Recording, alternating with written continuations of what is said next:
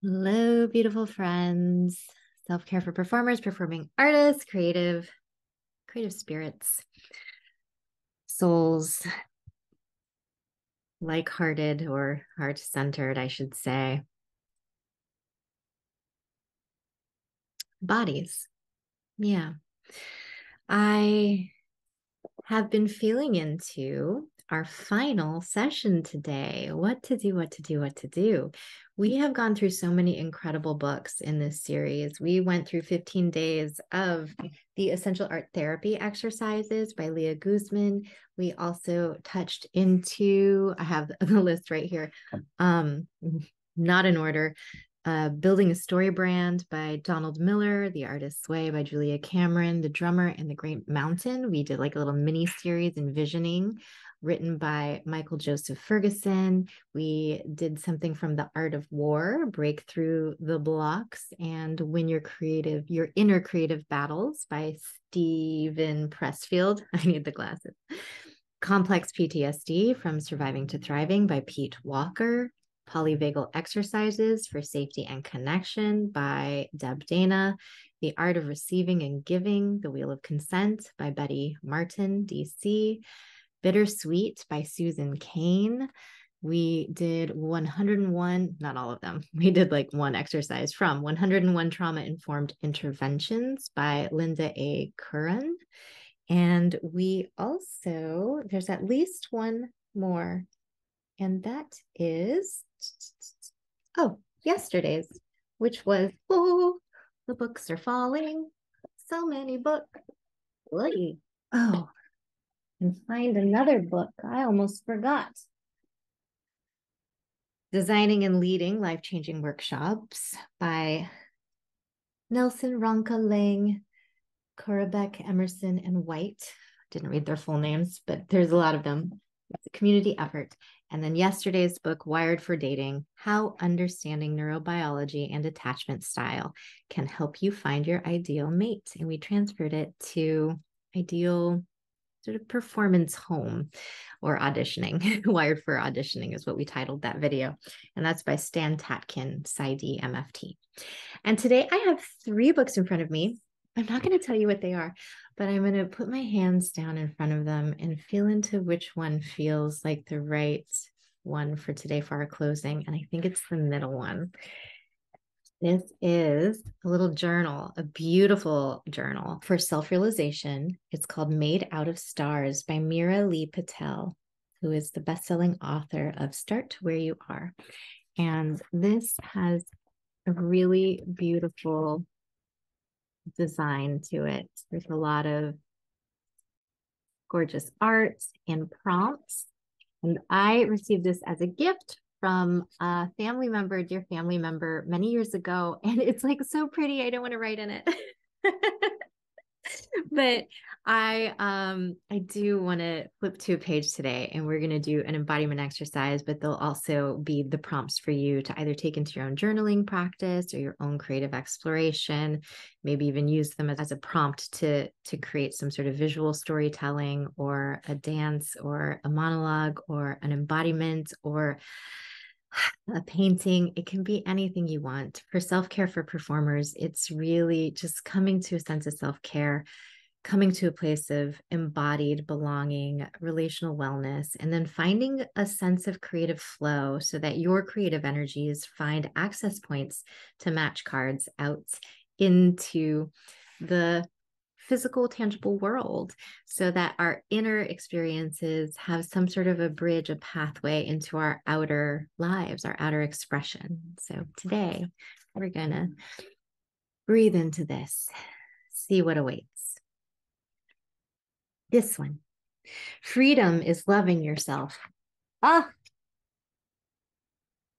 Freedom is loving yourself. List 5 ways you can be kinder to yourself. Okay. 5 ways you can be kinder to yourself. Got it? So you can list that out if you want, or maybe you're already thinking of some ways. Something that I like to do when I have like a new bridge with an easy prompt like that, where you can fill in like almost like list form, is sometimes I'll start my days. I did this many years ago when I was having a really hard time. I was struggling a lot, and everything I was doing, it felt like I was hurting or harming myself to do them, whether that was going to work or the way in which just everything I was doing felt like it was at war with life, or life was at war with me. And so I would start each day with, what would someone who loves themselves do? And my to-do list changed dramatically. And so did my sense of self-worth,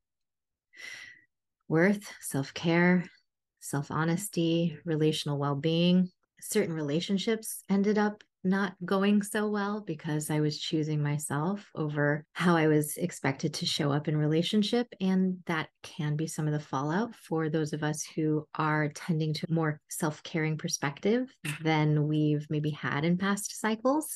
And so there's a lot of grief that can come with that. I don't want to minimize that, but I also want to keep solid in sort of the heart-centered knowing that there's so much value on the other side of the pain of that kind of heartbreak, when you start to really live into a life that's compatible, and when you start to foster relationships, whether they're the same relationships that take on a new evolution, or different relationships, if you've severed some and new ones come into your life that are more compatible, it can be so much more nourishing to the longevity of your life, to your well-being, when you have a sense of being at home in the life that you're living. So, freedom is loving yourself. And the prompt was, list 5 ways you can be kinder to yourself. Okay. And I'm going to do this on behalf of self-care for performers. So, I want to list 5 ways in which perhaps me as a performing artist, or those of you who I love who are performing artists, but just that sort of like embodied artist experience, 5 ways in which we can be kinder to ourselves.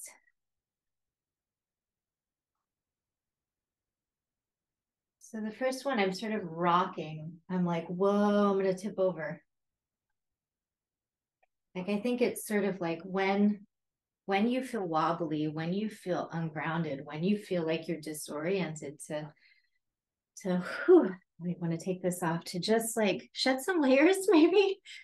Shed some layers, be kinder to yourself, take off some of your weight, take off some of the heat, take off some of the what feels like maybe too much, and just simplify. Simplify and shed is a way that we can be kinder to ourselves. That's one.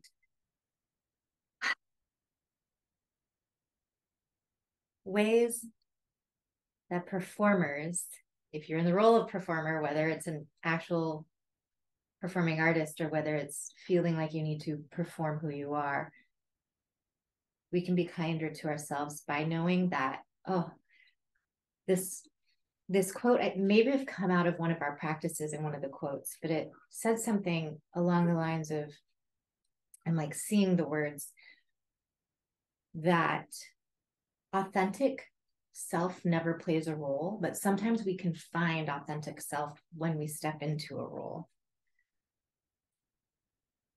So this feels like letting it be okay. Sometimes if you're having a hard time finding your authentic self and you're trying to make your authentic self into a role, that might not be the way that's going to be the match card for you. And there's still a way to bridge space between outer experience and inner experience if you're having that challenge. And that can be to clarify a role and then step into it and then feel what feels right. Feel what feels like a match and see if there's a access to authentic aspects of yourself there. And then see if you can release what doesn't work and say thank you to that role. Maybe it's a character, or maybe it's a position at work or in relationship with others or on a project. And then allow what works to help you liberate aspects of yourself into your world. And so you can be kinder to yourself by knowing that when we step into our roles, each one, it's not like the be all end all of everything. Like, we're not going to heal the world or heal ourselves or find enlightenment immediately. And while there sometimes can be moments of transcendence or catharsis or clarity that do come. And those are so beautiful, that really not putting so much at stake in the roles we play. You can be kinder to yourself there. Okay, number 3. Ooh, I want to like carve out space. This, sometimes shit's gonna try to drown you. And sometimes it's people who you love. And sometimes you gotta like be like, I can't right now, or like I need to breathe and you're not letting me. And I cannot be suffocated by your concept of love, or by your idea of what's right, or by your forced labor, or by your control tactics, or by the way you've decided I should be. I can't, I don't want to. And just liberate yourself from that and let yourself off the hook. Because when you are trying to find greater connection to your sense of self and solvency, it's not going to match with everybody. And it's not going to match with everybody's experience. And that doesn't mean that you have to get hooked by every little thing and just get taken down constantly. So release yourself from anything that you're guilt tripping yourself about, because even though you know in the center of your heart what feels right to you, there are all these societal or familial or relational pressures or expectations or just noise. And just let yourself off the hook and find your sense of calm. And allow yourself to feel that it isn't selfish to have a sense of clarity of self. In fact, that allows you to be more relationally well with others. You can be kinder to yourself there. Okay, that was 3. This is 4, 2 more. Oh, I just want to be like, I feel like a princess. Maybe this is just my personal one.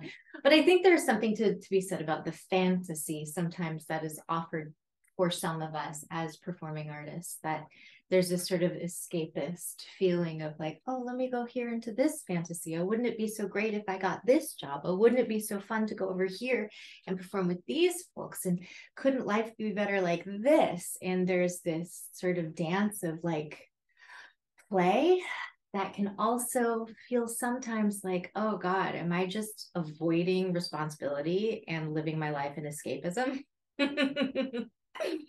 And I want to say, if you have that question, that I don't want to say like never look at that, but I also want to say maybe sometimes it's okay to just play. Maybe sometimes it's okay to just have fun. Maybe part of the healing component of the performing arts is that we cultivate enough sense of safety, belonging, ease, flow, self-worth, connection to what we love about who we are and who we're with, that we feel safe enough to play. And so if you have the gift of feeling safe enough to play, I want to invite you into not feeling ashamed or guilty for that, what some people might call a privilege. And there is a degree of security there. And I want to, because I think sometimes in activism, while there's something so valuable about having the conversation around privilege, there also can be a kind of lack of intimacy that's born, a sort of shutting down of possible continued connection. And it can be used as a sort of trump card. And so I want to invite the conversation around security and the concept of like attachment theory and secure attachment versus insecure attachment, and how as artists or as children, some of us have the, you can call it privilege, of having experiences of security. And when you have security, emotional security, relational security, physical security, financial security, there are all sorts of different kinds of security. When you have the lived felt experience of security, it becomes easier to go explore the world and then come back to your sense of security when you have a base of it, which is theoretically what the parent unit, the community connection that we're born into, is ultimately biologically best served to provide. Now, do we all get that? No, in varying degrees, right? And you can develop and cultivate something called earned secure attachment, they call it. And they talk about ways you can do that, specifically, usually in relationship to one's emotional healing, so that you can then go out and be in a romantic relationship. But I want to foster that same conversation and dialogue around emotional healing within the context of self and other, so that you can feel free and at ease to play and connect in community as a performing artist, as a conscious creative, as a maker and sharer, as a embodied entrepreneur, whatever it is that you feel is a sort of something that you hold dear, that has some sort of meaning, purpose, value to you, that you desire to share in with yourself and as yourself with others, and finding that place there. So you can be kinder to yourself there, in that you don't have to tear yourself down, and you don't have to feel so guilty or ashamed of any little privilege you have that's better than someone else, that's more secure than someone else, that you can really foster a sense of shared security by being able to embody and practice in ways that cultivate safety and connection for yourselves and then with others, and allow it to be and become a kind of safe essence, even, that you share with the world. So you can be kinder to yourself there. 5, last one. You ready? Okay.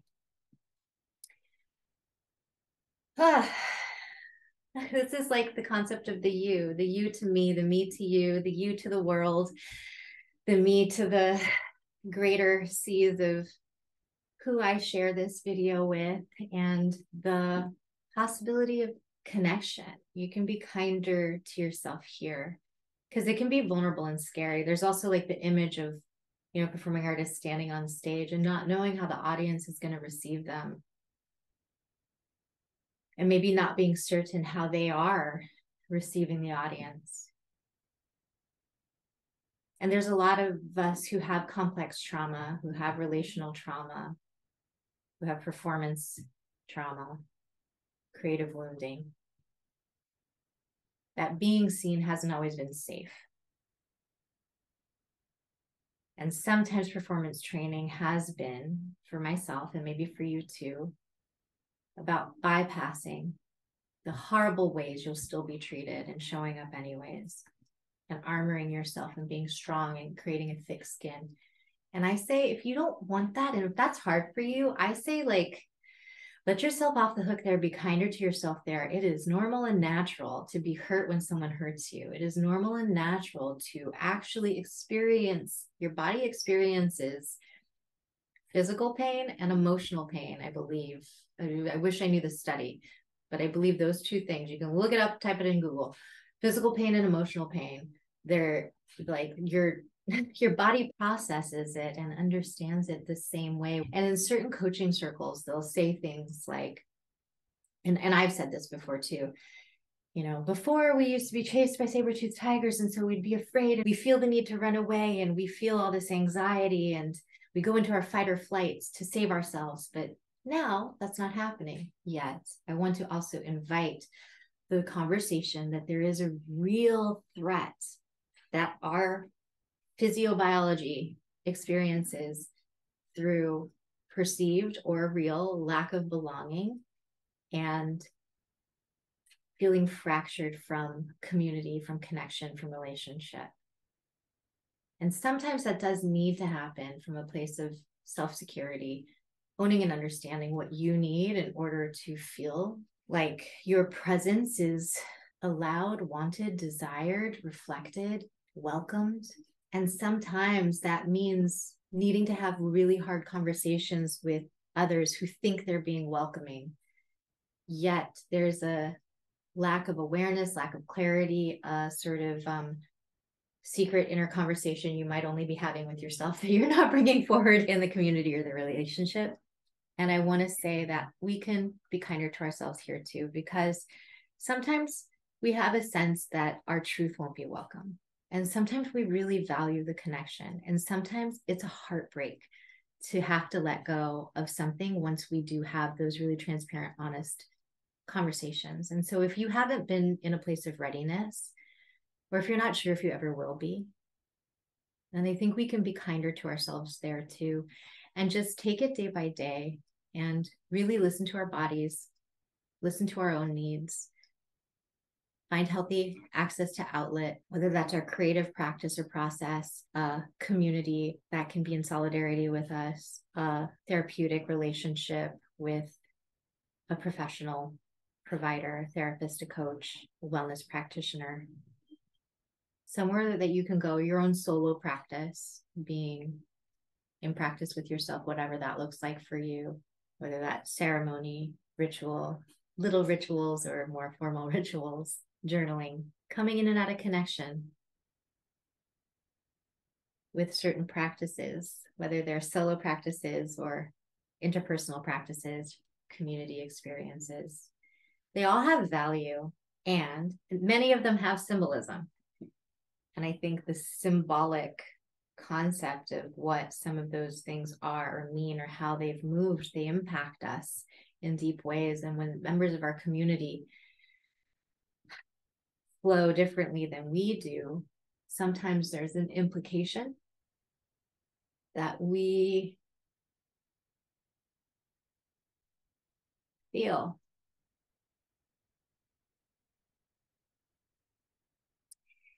And I think we can be kinder to ourselves there.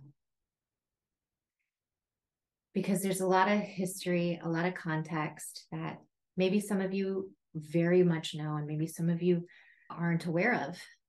And we all have different set of educational experiences. And depending on where you get your source material, it's going to feed you different information. And I think it's important to listen to the sounds of pain and get to know why that's there. And that can come from every single direction. And this is a kind of alchemy, and there are certain implications about practicing in this way as well from a spiritual perspective that might go against certain religious doctrines. Or depending on you, how you interpret them and how you're interpreting me, might go hand in hand with them. It really just depends on your perspective, your lived experiences, the way you intake information, and the life that you've lived. And your perspective of how you see and sense the world moving and what you align or attune to, either because of past lived experiences and learned subconscious patterns, and or chosen renegotiation of the way you've learned things, and then conscious choice into a new way of desiring to relate, and then choosing patterns of thought processes and relational care with your body and practices of being with different emotions or different individuals that are in your life in ways that are by design available to foster deeper connection, relationality, clarity of intimacy, and also know that sometimes something is just past our bandwidth. And it can be so sad to let that go.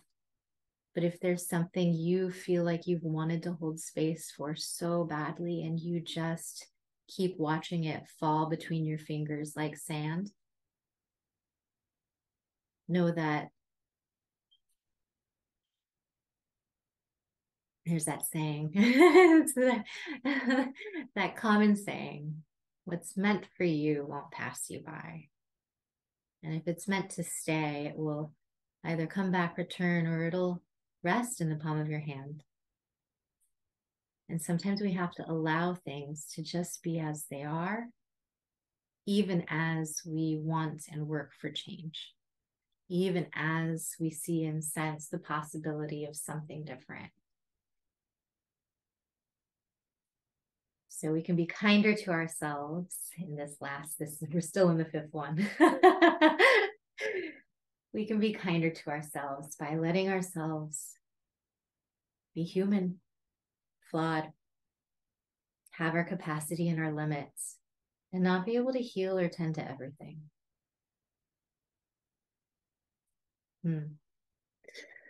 Okay. Thank you so much for joining me on this 31-day cycle of creative energy and embodiment practices. And it's been such an incredible journey for me. I'm so grateful to have been able to walk through this practice and be able to share some of it with you. It was largely intuitive, mostly just I needed some sort of physical object to ground me into how do I even start and what's going to hold us in connection. And I chose a book. We worked for the same one for 15 sessions until I was like, ooh, too much content around anxiety, depression, and PTSD. The exercises were there to help resolve those things, but bringing them up in a public way, I felt was needing a little lighter touch. So we've gone through a whole degree of different kinds of support systems for different books. And now you have all those resources available to you. I'm going to link today in this final episode all of the books that we have worked through throughout the course of this entire embodiment series. And know that for next month, for January, for every month, but for January, on January 8th, we're going to be doing a self-care connection practice on Zoom. And the link is available in the self-care garden. I'm working on maybe doing an Eventbrite too, so that if you'd like to come and not join the self-care garden, because even though you can join for a month and then leave, I recognize that because it's Patreon and because it will continue having you a part of the Patreon community, unless you choose to opt out, some of you may feel and have expressed to me that that feels like more commitment than you're ready for, but that you'd be interested in a drop-in. So I'm going to do what I can to create that in a way that feels right. I'm also looking into maybe partnering with some creative spaces around Los Angeles to offer some either workshops or classes or even residency or retreat kind of experience. So if you're interested in something like that, do let me know. You can email me at selfcareforperformers@gmail.com, and I can make sure that you're kept in the loop when that happens. And of course, you can follow me on Instagram at selfcareforperformers. And I'm going to be working on my podcast this next month because this whole embodiment series was to help me gain the somatic resiliency to actually finish editing my podcast that I've been stuck on. I have like 12 episodes of interviews and conversations with my friends, my community, that I'm really eager to share with you and have been really tender and insecure about the creative process with that. So thank you for being here for me. We've had over I counted the other day, it was over 300 people have already been watching or views, I should say. I'm sure many of you have been watching multiple videos, but there's been well over 300 views already of this series while we're still in the completion process of this series. So I'm so looking forward to seeing how this living out there on the internets will be able to hopefully be something that those of you can return to, or I can direct people to who are interested in my work to get to know a little bit more about what I do, how it might work. And I'm holding space for me during this practice, but also finding ways to invite you into that connection as well. And hopefully there's some form of transpersonal transference, sort of alchemy that can happen between us. I find that that's often the case in embodiment practices.